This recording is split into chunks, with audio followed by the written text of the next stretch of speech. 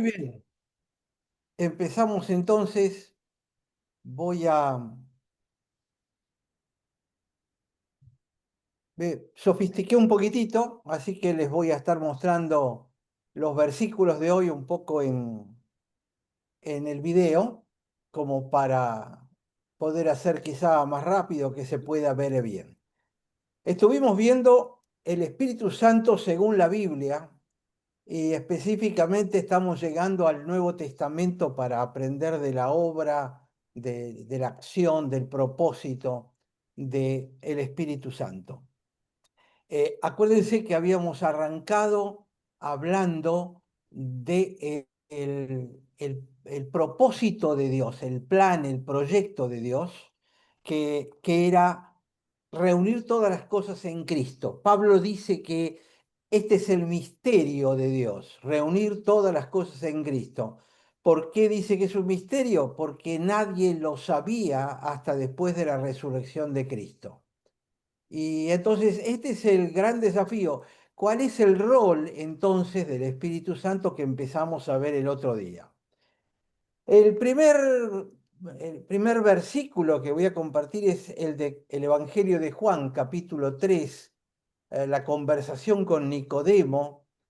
Y Cristo le dice, lo que es nacido de carne es carne, lo que es nacido del Espíritu es espíritu. Es decir, todo ser humano nace en la carne, pero no ha nacido del Espíritu. El nacer del Espíritu es una experiencia que genera el Espíritu Santo. Incluso esa palabra es nacido del Espíritu. Quiero detenerme un segundo en ella nada más, porque la palabra literalmente es la traducción de la palabra engendrado.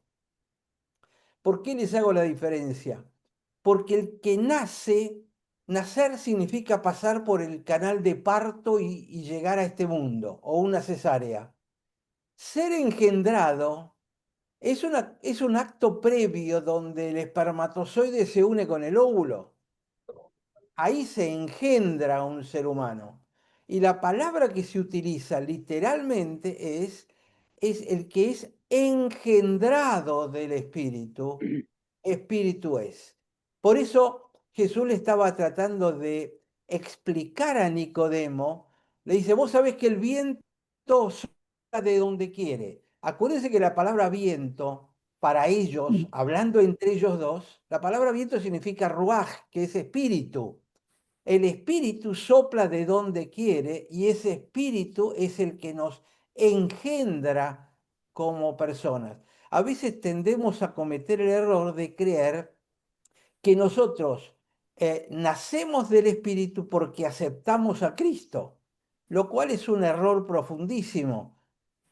Somos salvos porque somos engendrados del Espíritu. El Espíritu nos ilumina de tal manera que podamos ver la luz de Cristo y llegar a Él. Pero no es por nuestra obra, nuestra acción, nuestra aceptación que estamos salvos, sino que es por la obra, permítame decir, engendradora del Espíritu Santo.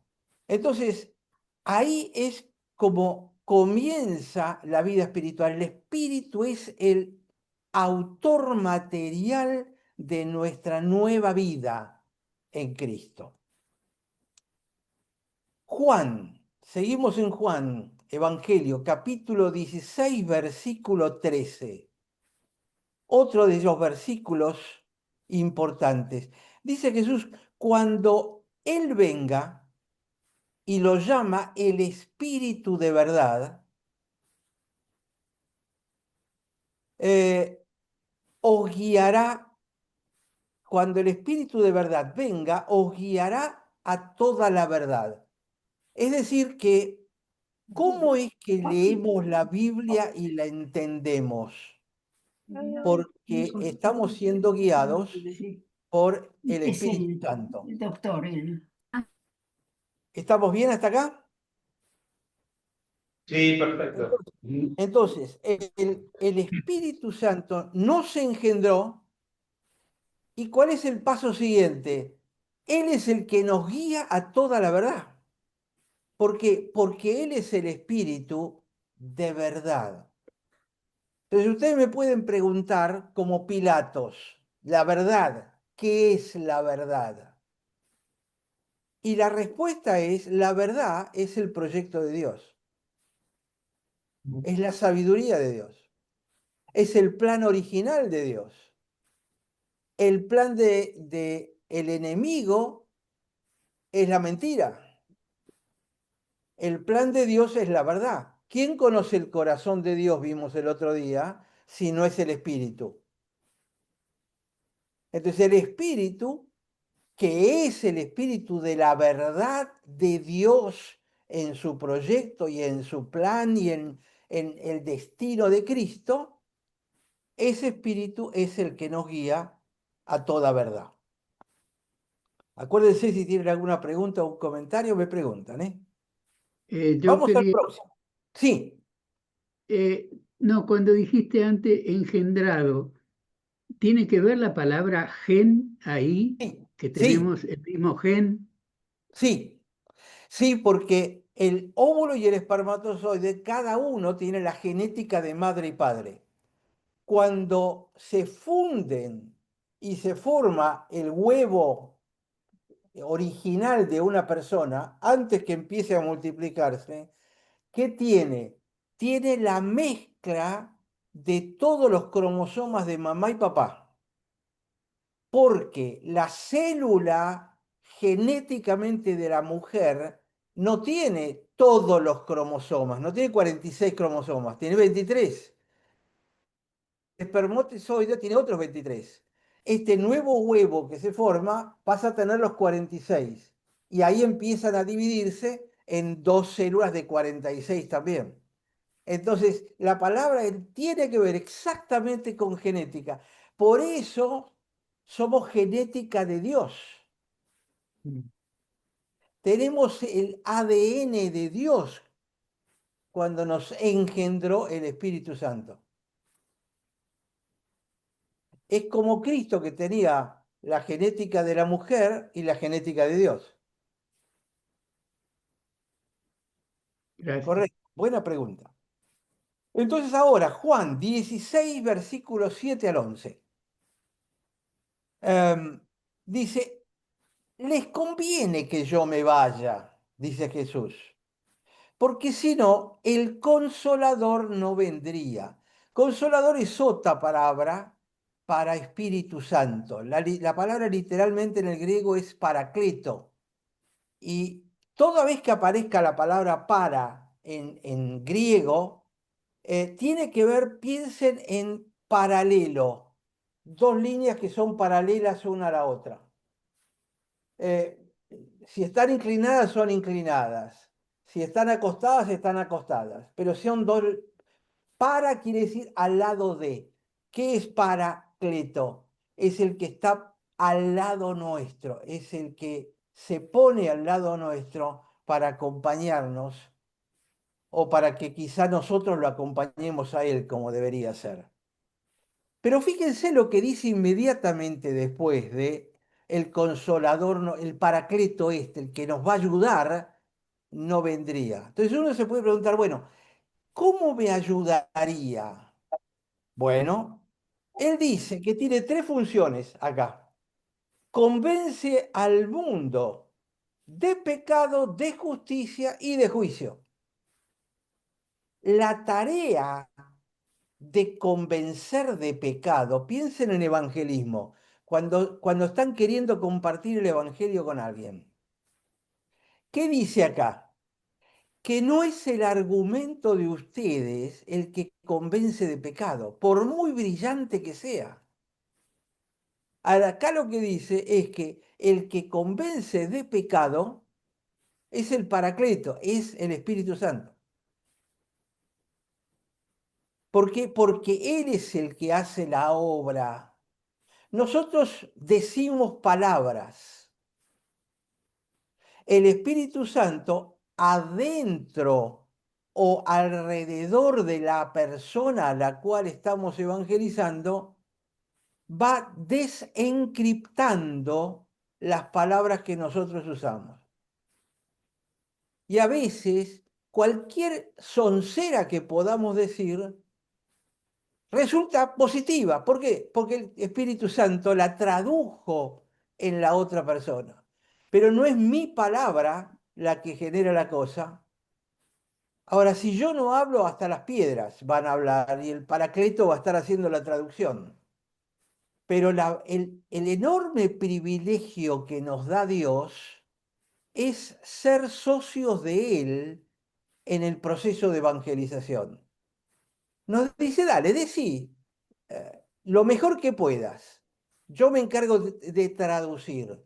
Y cuando veamos la nueva vida generada que el Espíritu Santo generó, nos podemos mirar y chocar los cinco, decir, lo hicimos juntos. Es el privilegio que nos regala Dios en el proceso de evangelización, donde yo soy bendecido porque tomo una parte, pero el proceso de convicción de pecado es pura y exclusivamente del Espíritu Santo. Además, convence al mundo de justicia. ¿Por qué? Porque Dios es justo. Entonces el Espíritu Santo es el único que puede mostrar el concepto de justicia. Muchas veces yo lo he explicado y también en la iglesia creo que lo he dicho alguna vez, pero no viene de mal repetirlo acá. La palabra justicia, la imagen en la mente del hebreo con la palabra justicia es la línea recta, justo. Esto es justo, esto es recto, es lo correcto. ¿Y cuál es la imagen para el mal? La imagen para el mal es la imagen de la serpiente. Es la línea que no es vertical, que no es justa, sino cualquier pequeña desviación ya está fuera de la justicia. Entonces, ¿quién es el único justo? Dios es el justo. La Biblia dice Cristo, el justo, y lo define como el justo. Todo lo que no es como Él es torcido y todo lo que es torcido tiene que ser corregido. ¿Quién lo corrige? El Espíritu Santo. Y tercera función del Espíritu Santo, dice que convencerá al mundo de juicio. ¿Qué quiere decir? Que va a haber un juicio y ese Espíritu Santo es el que le va a explicar a la gente, de alguna manera, a cada persona, quién es justo y cómo se alcanza la justicia para que en el juicio pueda ser declarado justo, y es el que le va a explicar que fuera de Cristo no hay nada que pueda ser justo, entonces en el juicio les va a ir mal. Toda esa es tarea del Espíritu Santo. Muchas veces nosotros lo hemos predicado y enseñado como una obra del hombre, y no es una obra del hombre, es una obra del Espíritu Santo. Démosle la gloria. Dice Dios en Isaías 55, mía es la gloria, no la comparto con nadie. Sin embargo, a pesar de eso, parte de su gloria la comparte con nosotros, porque nos permite trabajar junto con el Espíritu Santo, lo cual es increíble, ¿no? Seguimos adelante. Vamos a Hechos capítulo 2. Yo puse acá el versículo 38, que es el final de la predicación de Pedro en el día de Pentecostés. Y entonces le dicen los hermanos hebreos allá, ¿y qué tenemos que hacer? Y Pedro les contesta, primero arrepiéntanse y segundo sean bautizados y al hacer esto van a recibir el don, el regalo del Espíritu Santo. Ahora, fíjense que lo que Pedro dice, que es la palabra crucial si ustedes quieren evangelizar a alguien, la palabra clave no es acepten a Cristo, porque el aceptar a Cristo sigue siendo una obra de la persona. Lo que dice Pedro y lo que enseña la Biblia en toda su teología es arrepiéntanse. La clave de la cosa es arrepentimiento. Pero no el arrepentimiento cuando vamos en el colectivo y frena y me voy arriba del de al lado y le piso el pie y le digo perdón. Eso no es arrepentimiento. El arrepentimiento del que estamos hablando, dice la Biblia que hay arrepentimiento para perdición y arrepentimiento para salvación. El arrepentimiento genuino de decir, ¿cómo no entendí todo esto antes? Realmente toda mi vida vine actuando mal. Me arrepiento, como decía Job, en ceniza. Me arrepiento y la señal externa del arrepentimiento es el sacramento del bautismo. No es que el bautismo me salva, el bautismo es la señal externa de un arrepentimiento que ocurrió adentro mío. Cuando eso ocurre, el arrepentimiento genuino, y yo no solo lo tengo adentro, sino que lo hago evidente afuera, recibo el don del Espíritu Santo. No existe eso de una segunda experiencia con el Espíritu Santo. De que, bueno, ¿estás bautizado? Sí. ¿En nombre del Padre, del Hijo y del Espíritu Santo? Sí. ¿Te arrepentiste? Sí. Bueno, ahora te falta recibir el Espíritu Santo. No, no, no existe. Eso es una doctrina de cierta rama de la iglesia, pero no hay una cosa como tal. Sí hay algo de lo cual voy a hablar en unos instantes. ¿Hasta acá me siguen? ¿Alguna pregunta? Eh, yo quería decir, digo, el tema de la palabra creo que aclara bastante, es en griego, que es metanoia, que el arrepentirse significa cambio de mentalidad, que es, como decís vos, no te pido disculpa, sino cambiar la forma de pensar. Perfecto, Mariano, y es absolutamente cierto. En el griego es metanoi, de nos, de mente, cambiar la mente. Pero te lo completo. Sí. ¿Por qué? Porque eso es en el griego. En el hebreo tiene todavía un significado más profundo. En el hebreo, la palabra significa literalmente esto que voy a hacer. Ah,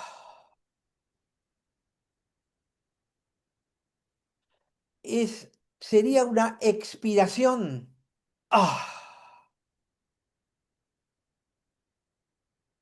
porque yo puedo cambiar la mente y decir, sí, la verdad tiene razón, me parece mejor esta explicación que la otra. Ahí está, pero no te llegó al corazón. Ajá. Cuando vos llegás a mirar todo el tema y decís, ah, es porque alcanzaste una profundidad adentro tuyo que la metanoia no te la da. Mm. Por eso es correcta la traducción, pero no es suficiente. Esta palabra de arrepentimiento en el hebreo es este dolor profundo por haber hecho lo que hice. Es Pedro cuando vuelve a la playa y Jesús le dice, Pedro, ¿me amas? Es el que te deja sin palabras, Señor, vos sabés que te amo, ¿qué te voy a decir?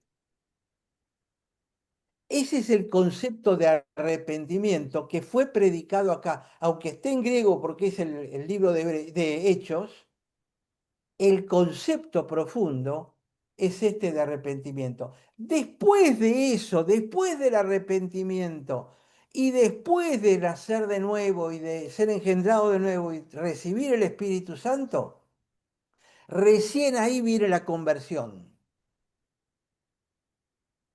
que es la palabra cambiar de rumbo. ¿Pero por qué cambio de rumbo? Porque hubo un Muy bueno. proceso interno que me cambió. ¿Y quién produce ese proceso interno? El Espíritu Santo. Y cuando ustedes participan de alguien que se arrepiente y verdaderamente se rinde al Señor, ustedes están siendo testigos presenciales de un milagro, del milagro de la vida que está produciendo el Espíritu Santo, Y ese es el privilegio, ese es el regalo que recibimos por haber participado de eso. Muy bueno, ¿Se entiende? muy bueno, gracias. Vamos al próximo entonces, Romanos 8:1. Voy siguiendo el orden bíblico para que no tengan que andar dando vueltas por ahí. Justamente Pablo es el que al final del capítulo 7 dice, miserable de mí, ¿quién me librará de este cuerpo de muerte? Déjenme comentarles específicamente esto. ¿Cuál es la diferencia entre culpa eh, y vergüenza? Todo el mundo derivado del mundo grecolatino, es decir, todo Occidente, a lo que le da predominancia siempre es a la culpa. Y siempre hablamos de que somos culpables y que Cristo pagó por nuestras culpas y nos limpió y ahora ya no tenemos más culpas porque la culpa fue echada en el fondo del mar y nadie la ve. Ahora, ¿qué es la culpa? La culpa es por algo que hice, por una acción mía. Porque el mundo griego es un mundo de ética, de comportamiento. El mundo oriental, ya sea del lejano oriente o del cercano oriente o del medio oriente, todo el oriente, el concepto peor que uno puede sufrir es la vergüenza. ¿Cuál es la diferencia? Que la vergüenza no está basada en lo que hice, sino en quién soy. El problema está dentro mío, no es lo que yo hago, sino lo que soy. El gran problema es la vergüenza. Cuando Adán y Eva pecaron, conocieron que estaban desnudos y se taparon. ¿Por qué? Por vergüenza, no por culpa. En todo Asia, China, Indonesia, Filipinas, Vietnam, Singapur, en todos esos lugares hay una expresión que es yo no tengo que hacer perder cara al otro. Y la expresión perder cara es justamente eh, eh, la expresión que cubre el concepto de no lo tengo que avergonzar. ¿Por qué? Porque me avergüenzo yo. ¿De quién soy yo de avergonzar al otro? Por eso es muy difícil que escuchen un insulto. ¿Por qué? Porque el insulto le hace perder cara al otro, pero el primero que pierdo cara soy yo porque digo el insulto. Es un concepto fundamental porque toda la Biblia está basada alrededor de este concepto. El hijo pródigo, cuando regresa, ¿por qué regresa? Porque tenía vergüenza, no porque se sintió culpable. Tenía vergüenza de andar alimentando cerdo y tenía vergüenza de venir a ver a su padre. Padre, no soy digno, no por lo que hizo, por en aquello que se había convertido. Se dan cuenta que cambia profundamente muchas de nuestras interpretaciones de la lectura bíblica. Acuérdense de este concepto que es, yo diría, absolutamente central a la interpretación de la Biblia. Entonces, esto es lo que Pablo dice en Romanos 7 cuando dice, yo veo una ley en mis miembros y otra ley en mi cabeza. Aquello que quiero hacer no hago y lo que no quiero hacer esto hago. Miserable de mí, ¿quién me librará de este cuerpo de muerte? El problema de él no era lo que hacía mal, el problema de él era lo que él era. Y se daba cuenta que eso estaba dentro de él, no afuera de él, no era lo que él hacía. Aunque no hiciera nada, el problema era el cuerpo de él. que lo llevaba a cometer pecados. El problema estaba adentro de él. David, cuando escribe el Salmo 51, dice, yo reconozco mis rebeliones o yo reconozco mis pecados y mi pecado está siempre delante de mí. Es decir, él hace una diferencia en el mismo versículo entre mis pecados y mi pecado. Mis pecados son las cosas que hizo. Mi pecado es lo que soy y que está dentro mío. Ese es el gran Salmo 51 y el gran descubrimiento de David cuando el profeta Natán le viene a reclamar lo que había hecho. Entonces, cada vez que vean algo, piensen en lo interior de la persona. Por eso siempre decimos, miren, lo importante no es lo que hagas, lo importante es lo que sos. Es el verbo hacer, no el verbo, perdón, es el verbo ser, no el verbo hacer. Entonces, cuando Pablo dice, miserable de mí, cómo me puedo librar de esto? Si yo estoy adentro del cuerpo y esto me va a durar mientras viva. E inmediatamente el versículo siguiente a eso, que dice, ahora pues ninguna condenación hay para los que están en Cristo Jesús, los que no andan conforme a la carne, sino que andan conforme al Espíritu. Es decir, no los que no andan haciendo las cosas de la carne, sino que andan haciendo las cosas del Espíritu. ¿Por qué? Porque adentro la carne fue frenada por el Espíritu Santo. Y ahí se produce la lucha que hay adentro nuestro entre la carne y el espíritu en todo momento hasta el día que nos muramos. Y ahí estaremos en espíritu solamente. La carne desaparece. No sé si me estoy metiendo muy profundo o si me van siguiendo. Sí, vamos bien, Aldo, vamos bien. Próximo versículo, Romanos 8:26. Entonces uno dice, bueno, ¿cómo puedo hacer si soy tan malo adentro? Si tengo tanta carne y no me puedo librar de ella. Entonces, ¿cómo puedo hasta orar bien? Y ahí es donde Pablo dice, el Espíritu mismo intercede por nosotros con gemidos indecibles. Y previo a eso dice, ¿qué hemos de pedir como conviene? No sabemos, pero el Espíritu mismo intercede por nosotros. Es decir, la función del Espíritu Santo es entonces interceder por nosotros a pesar de lo que somos y a pesar de lo que hicimos.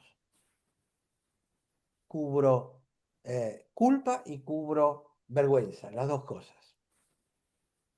Entonces el Espíritu Santo es el que nos engendró, el que nos mantiene, el que nos cuida, el que nos cambia el concepto de pecado, de justicia, de juicio, intercede por nosotros, está en todo,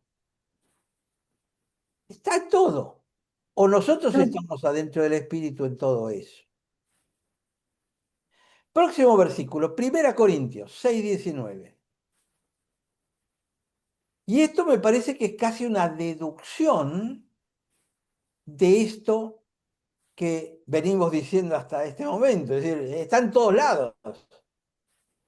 Entonces Pablo contesta, ¿no se dan cuenta que el cuerpo de ustedes es el templo del Espíritu Santo? Si el Espíritu Santo está dentro haciendo esto, no está afuera. No tengo que llamarlo. ¿Vieron que hay muchas canciones evangélicas que se canta, oh Espíritu ven, como si no estuviera? Que eso lo cante un incrédulo puede ser. Pero un creyente que tiene el Espíritu, ¿cómo va a llamar al Espíritu? Si el Espíritu de dentro le dice, flaco, ¿no te diste cuenta que estoy acá dentro tuyo todavía? Que todavía no esté a cargo de todo es otra cosa, pero ven sobre mí. Había una canción que llamaba Ven sobre mí. Oh Espíritu, ven sobre mí. Y yo creo que tenemos que ser conscientes a veces de lo que cantamos y lo que decimos, ¿no? Próximo, 1 Corintios 12:4. ¿Qué más hace el espíritu? Bueno, resulta que acá aparece el tema de dones. Hay diversidad de dones, pero el espíritu es el mismo. Hay un montón de dones. Las iglesias más conservadoras dicen que hay solamente 6 o 7. Las iglesias menos conservadores calculo que deben andar por la lista de 250 dones, porque todo es un don para ellos. No importa tanto cuántos son los dones. La cuestión es que dones son, la palabra don significa regalo, literalmente regalo. Eh, entonces, a cada uno de nosotros, ese Espíritu Santo nos regala una capacidad que los demás no tienen. Y cuando uno la descubre, esa capacidad es para ser ejercida. ¿Dónde? No solo en la vida común, sino especial y particularmente en la iglesia. Es decir, ese don hay que ejercerlo con el hermano. Por eso el tema es que muchas veces vamos a la iglesia y decimos, no, pero no recibo nada. Pero a la iglesia no vamos a recibir, vamos a dar nuestro don al hermano de al lado. Y en ese compartir de dones es donde funciona el organismo de la iglesia. Somos células de un cuerpo. Entonces cada uno, alguno será hígado, otro riñón, otro corazón, otro pulmón, y cada uno que cumpla con su función, que el de al lado no lo puede hacer. Y esto es lo que está diciendo. ¿Quién nos capacita para esto? El Espíritu Santo. El problema es que hay muchos que no saben ni siquiera qué don tienen como para poder compartir, ¿no? Seguimos. Vamos a Gálatas. Gálatas 5:17.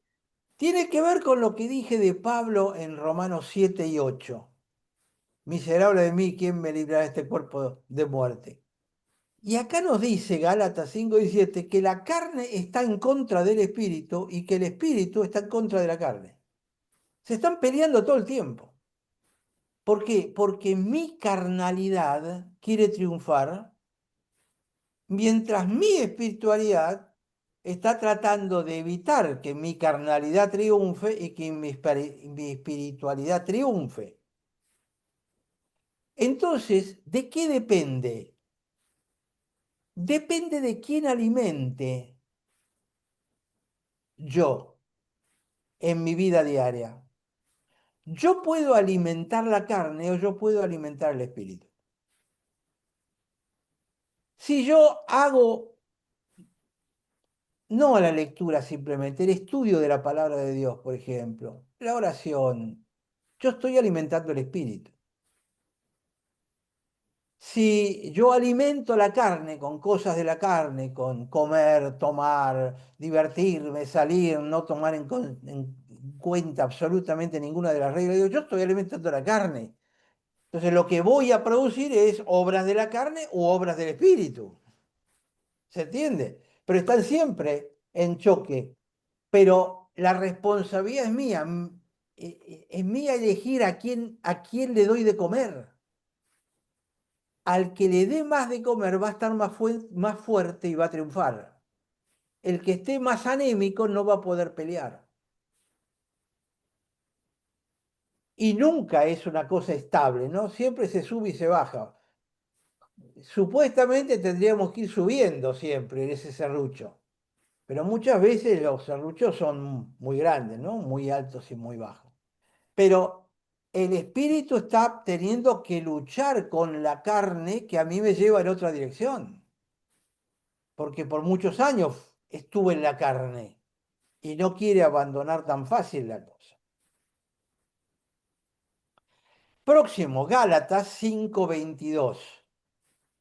Ustedes saben que ahí están las obras de la carne, pero 5:22 me dice, bueno, si realmente alimentás al Espíritu Santo, ¿qué va a ocurrir en tu vida? Dice, el fruto, no los frutos, no es una mandarina en gajos, es el fruto, que sería una manzana, es un único fruto, que tiene que tener todas estas características. amor, gozo, paz, paciencia, benignidad, bondad, fidelidad. Es decir, no puede tener amor, gozo, paz, pero no paciencia, benignidad y bondad. Hay algo que está mal, porque el Espíritu produce todas estas cosas, todo el fruto. Entonces, si hiciéramos un test, bueno, me pongo cuánto tengo de amor, cuánto tengo de gozo, cuánto tengo de paz, cuánto tengo de paciencia, y yo tendría que ver que tendría que estar todo más o menos parejo para que el fruto del Espíritu anduviera bien.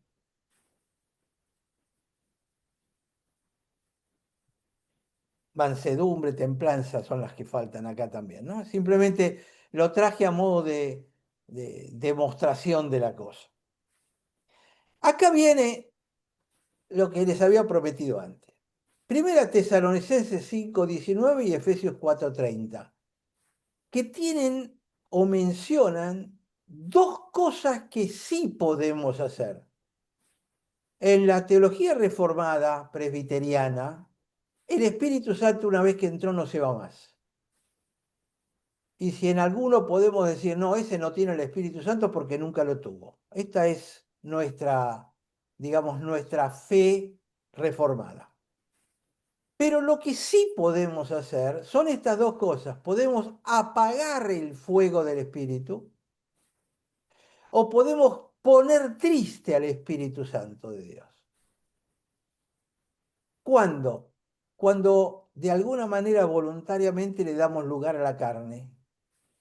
Y cuando yo hago eso, apago el espíritu. No quiere decir que se apague completamente, pero sí el fuego se pierde bastante. Hay que echarle mucho viento para que levante. Y no ponerlo triste. Se pone triste cuando nos ve hacer cosas que realmente no deberíamos hacerlas. Entonces un Espíritu Santo está triste porque no tiene el pleno poder sobre la cosa. Una vez escuché una explicación que a mí me ayudó siempre mucho. Se las comparto. Yo le digo al Espíritu Santo que entre en mi vida, que Jesús entre en mi vida. Bueno, entra, acá tenés el living, fíjate qué lindo el lugar, acá está el baño, podés ir al baño, pero allá está la cocina y el dormitorio, esos son lugares míos, ahí no podés entrar. Entonces él se va a quedar en el living, pero él necesita entrar en las otras habitaciones. A menos que yo se las vaya entregando totalmente, él no va a entrar porque no me va a forzar. Y me parece que ayuda a entender qué es esto de contristar. Es como agarrarlo al espíritu y decir, mira, te sentás en este sillón y de acá no te muevas. ¿Por qué? Pues yo tengo que hacer mis cosas. Y cuando ocurre eso, perdemos poder. Y cuando perdemos poder, perdemos conciencia de pecado, conciencia de justicia, y empezamos a hacer las obras de la carne. Cuando nos queremos acordar, estamos a veces muy lejos. Entonces, no es que yo lo voy a echar al Espíritu Santo o me voy a quedar sin el Espíritu Santo. Eso lo dijo, sí, David en uno de sus salmos. Dice, no quites de mí tu Santo Espíritu. Pero David no tenía el Espíritu Santo viviendo adentro de él. El Espíritu Santo estaba sobre él, porque era Antiguo Testamento. Entonces no me mezcle teología del Antiguo Testamento con esto. El Espíritu Santo no se va, está en un rinconcito. Tienen que dejarlo volver para que él pueda seguir haciendo la tarea para la cual fue enviado. Primero Pedro 1:2 habla de la obra santificadora del Espíritu. El Espíritu es el que nos santifica. ¿Qué significa nos santifica? Se lo dije en la primera de las charlas. Kadosh en hebreo significa ser diferente. Ser santo, la palabra santo significa diferente. Entonces, ¿cuál es la obra del Espíritu? Hacernos diferentes. ¿Diferente de quién? Diferente del mundo, diferente de la carne, diferente de todo. Muchos dicen, no, quiere decir separado. ¿Y por qué te separás? Porque nos separamos del mundo, sí, pero muchas veces nos separamos de los lugares donde deberíamos estar predicando, nos separamos del submundo al cual deberíamos estar predicándole, con ese concepto de separación. El concepto de separación del santo es, se separa porque es diferente. Porque es diferente, no puede estar junto con en el mismo masacote. Sí puede estar en el lugar evangelizando, sí puede estar Jesús con prostitutas y con pecadores y con publicanos, mezclándose, pero no siendo un masacote con ellos. ¿Por qué? Porque el Espíritu Santo es el que me hace diferente. Es decir, es el que me hace crecer en santidad. Y cada vez debiera ser un poquitito más santo. Primera epístola de Juan, 4:1. No estoy cubriendo todas las palabras que aparece espíritu, ¿eh? He elegido un número que fuera significativo nada más. Dice, no creáis a todo espíritu, sino prueben los espíritus. ¿Qué quiere decir? Que no toda persona que está hablando que tiene el Espíritu de Dios tiene el Espíritu de Dios. No toda persona que se pare y hable en una iglesia, el Señor me dice, tiene el Espíritu de Dios, ¿eh? Porque hay espíritus de engaño. Y en los últimos tiempos va a haber espíritus engañadores. Entonces, ¿qué nos dice la Biblia? Prueben los espíritus. ¿Cómo lo pruebo? Pregúntele quién es Cristo. Pregúntele cuál era el plan de Dios. Pregúntele cuál es la función del Espíritu Santo. Y probablemente van a encontrar respuestas que no se adaptan a todo esto que la Biblia nos está enseñando que hace el Espíritu. Prueben. Sí, Mariano. No, digo que también puede ser que alguien tenga el Espíritu Santo, pero esté hablando en la carne. Bueno, en ese caso no está hablando en nombre del Espíritu Santo, está hablando en el Claro, espíritu de la carne. exacto. Y esto es muy frecuente hoy. Hay mucha herejía dando vuelta, mucha herejía dando vuelta. Ustedes prenden algunas predicaciones por ahí en YouTube y se pueden encontrar con absolutas herejías y te la dicen como, esto viene de Dios. Sí, exacto. Entonces, siempre prueben lo que están escuchando con la Biblia. Si no se adapta a la Biblia, eso no es palabra del Espíritu Santo. Pero fíjense que la Biblia nos dice, sí, prueben los espíritus, no sean inocentes.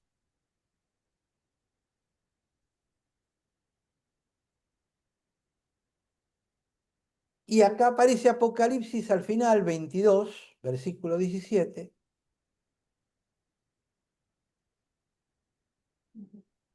donde se va a producir las bodas del Cordero en la Nueva Jerusalén. Jesús con su iglesia. Entonces, el espíritu de ese Dios y la esposa, que somos nosotros, la iglesia, le dicen al Señor Jesús, ven, vení para que empiece esa etapa nueva que está prometida.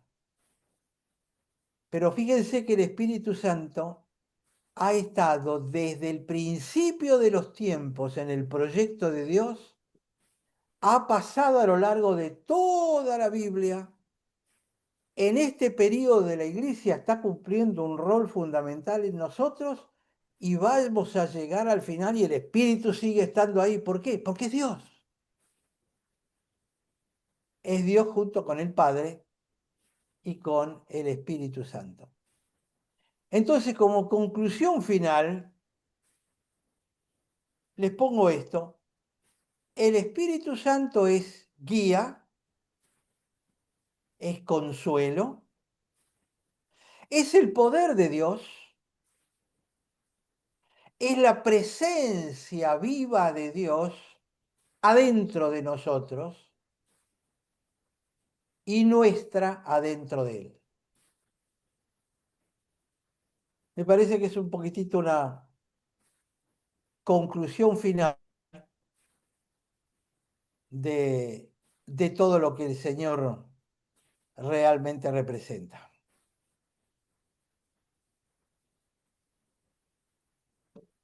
Bueno, faltarían 10 minutos si es que llegan a tener algunas preguntas o comentarios, con todo gusto.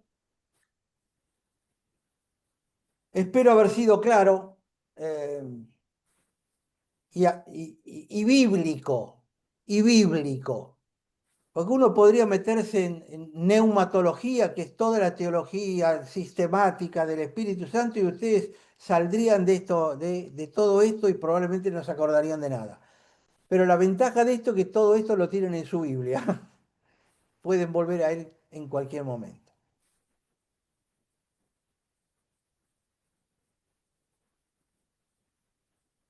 No sé si quieren hacer algún comentario, alguna pregunta.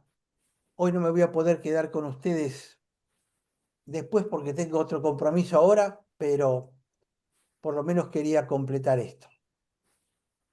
Un tema, Aldo, a ver Sí, si nos podés aclarar un poquito.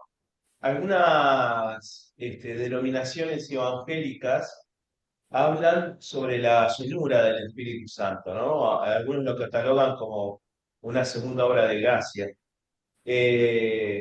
Pero bueno, Pablo escribe en Efesios, creo que el capítulo 5 sean llenos del Espíritu Santo.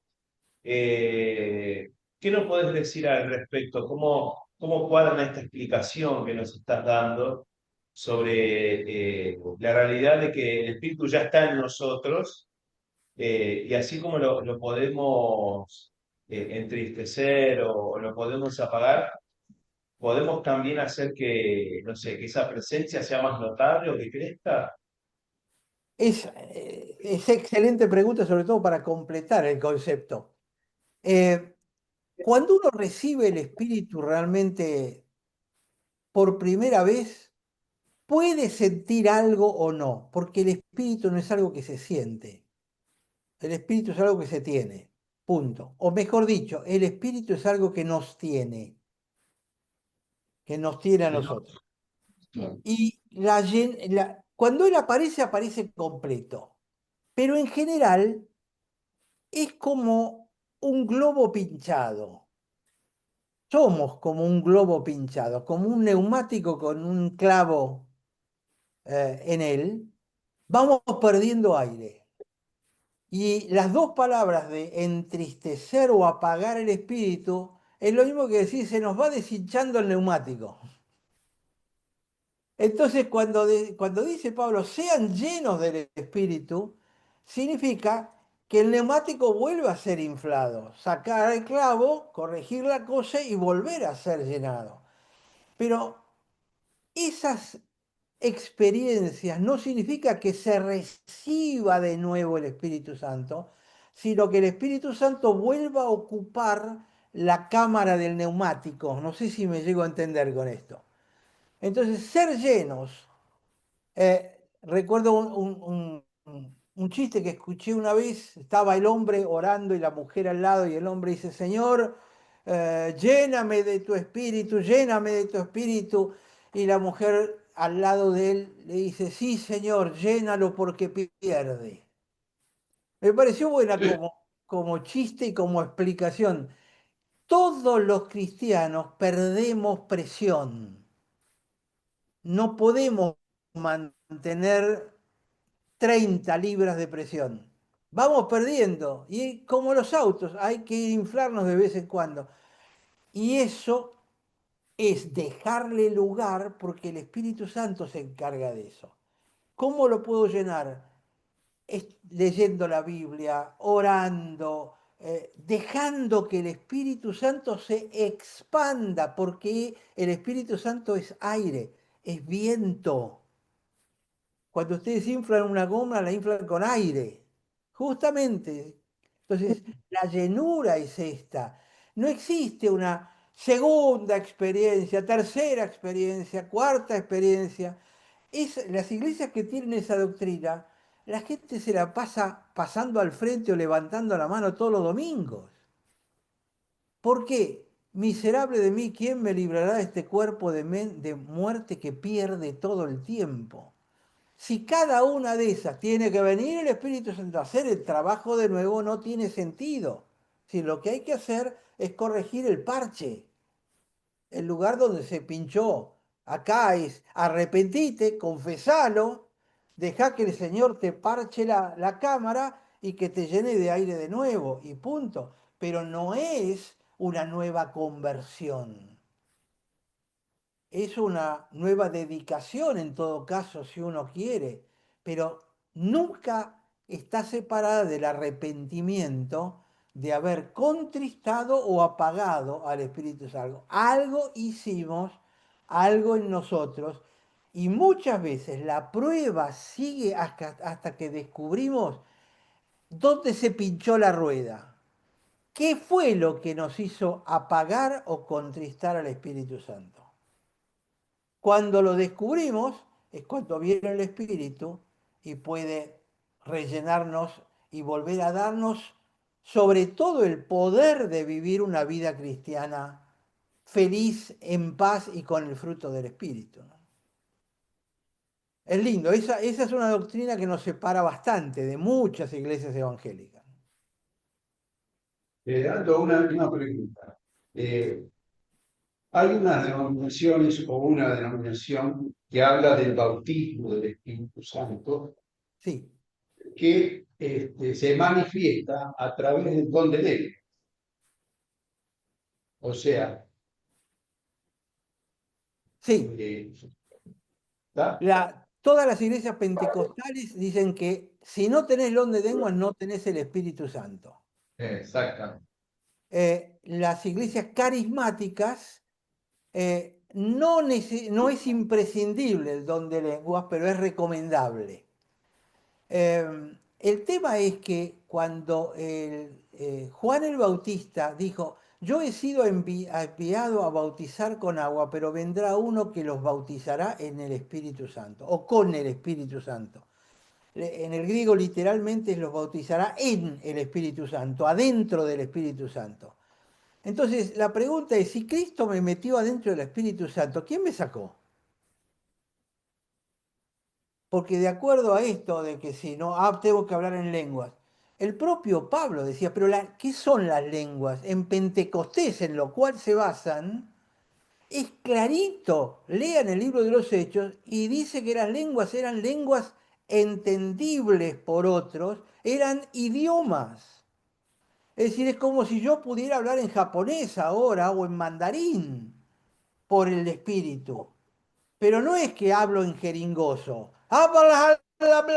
Y a lo mejor existen, yo creo que a lo mejor existen, no me cierro a que haya lenguajes angelicales, como dice Pablo, pero eso no es ninguna prueba del Espíritu. La prueba del Espíritu es paz, paciencia, mansedumbre, templanza. Eso es la prueba del Espíritu Santo. No el hablar en lenguas. El hablar en lenguas no figura como fruto del Espíritu.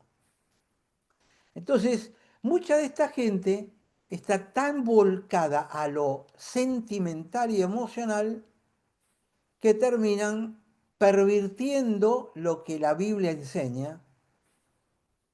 Cristo es el que me bautizó con el Espíritu Santo. Él me metió adentro del Espíritu Santo.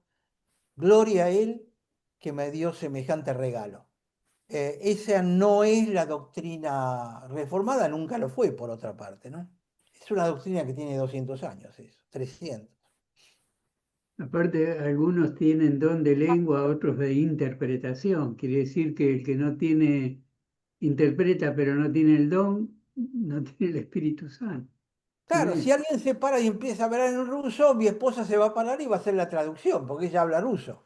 Eso es don de lengua y don de interpretación de lengua. Esto es literalmente siguiendo Hechos, el libro de los Hechos.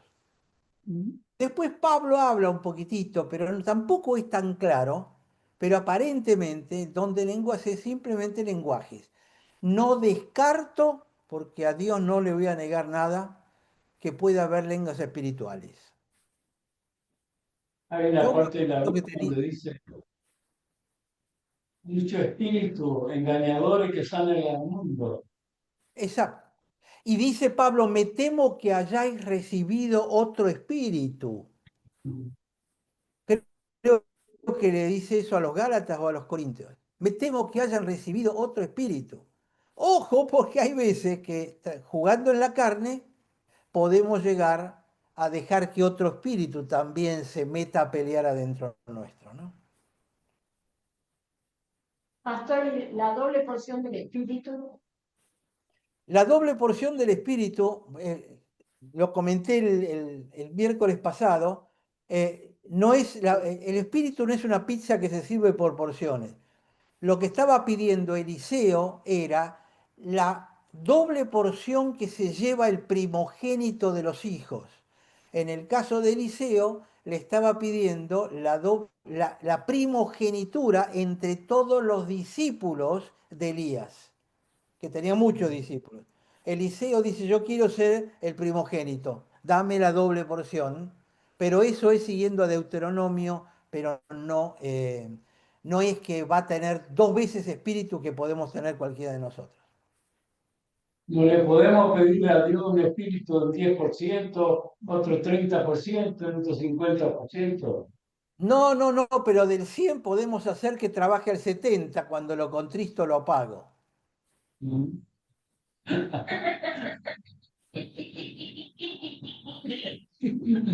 Muchísimas gracias, miércoles, el estudio muy enriquecedor. Están colgados en YouTube y en Spotify para quien quiera repasarlos, puede volver a escuchar. Agradecemos muchísimo, Aldo, tu tiempo, tu dedicación. La verdad ha sido de gran bendición y esperemos que se repita. Amén, cuando ustedes quieran. Gracias. Gracias Bendición a para todos, ustedes. ¿no? Que tengo otro compromiso ahora. Chao, muchas Chau, gracias. chau.